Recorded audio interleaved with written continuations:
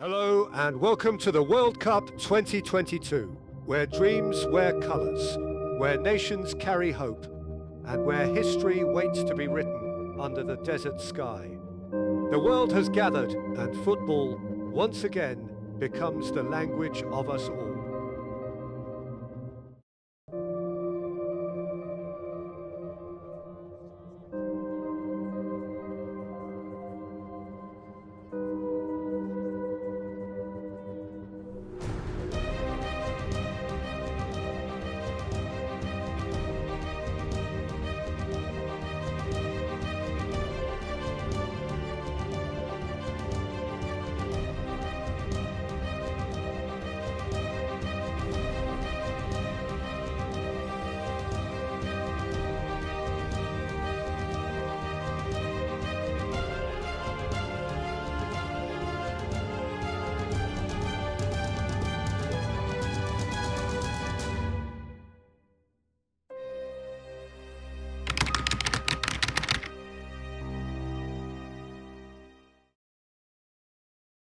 Kalau kita dengar kata World Cup, yang biasanya langsung terpikir adalah skor, gol,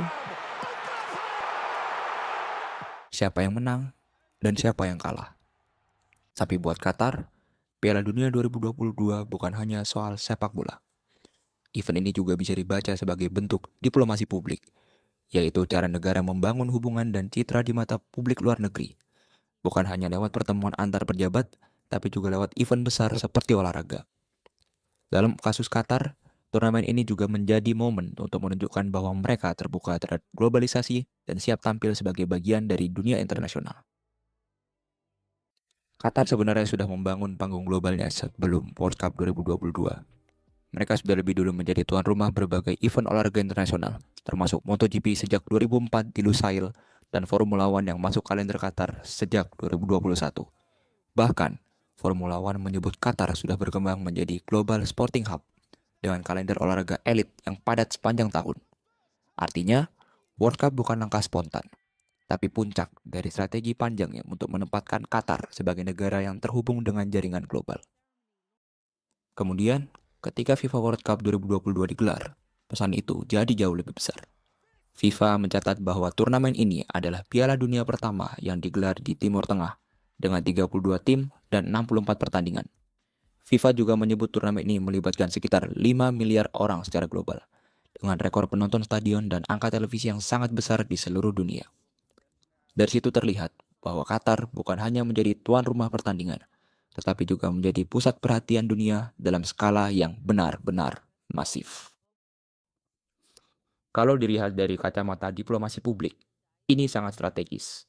Semakin besar perhatian dunia, semakin besar juga kesempatan sebuah negara membentuk narasi tentang dirinya sendiri. Qatar bisa tampil sebagai negara modern, mampu menyelenggarakan event kelas dunia, dan punya kapasitas untuk berada di percakapan internasional. Jadi, yang terjadi bukan hanya pertandingan sepak bola, tetapi juga proses nation branding, yaitu membangun identitas dan citra negara di mata publik global. Tapi, disinilah bagian kritisnya mulai penting.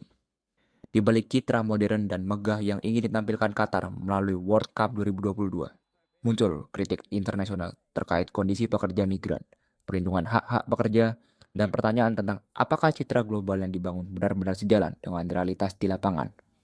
Amnesty International pada 2023 menyebut bahwa Qatar masih gagal memperbaiki berbagai pelanggaran yang dialami pekerja migran dan bahwa reformasi yang dijanjikan belum cukup menyelesaikan masalah yang ada. Hal ini menunjukkan bahwa diplomasi publik bukan hanya soal membangun citra positif saja, tetapi juga soal bagaimana sebuah negara menghadapi evaluasi global terhadap kondisi nyata di dalam negeri.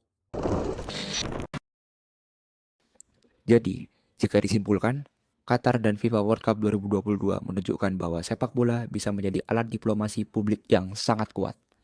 Event ini bukan hanya membahas siapa juara atau siapa kalah, tetapi juga bagaimana sebuah negara memakai olahraga untuk membangun citra, memperluas pengaruh, dan menunjukkan bahwa dirinya terbuka untuk globalisasi.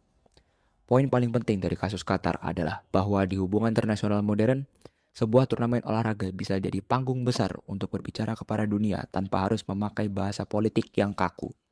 Dan justru disitulah diplomasi publik bekerja dengan sangat nyata.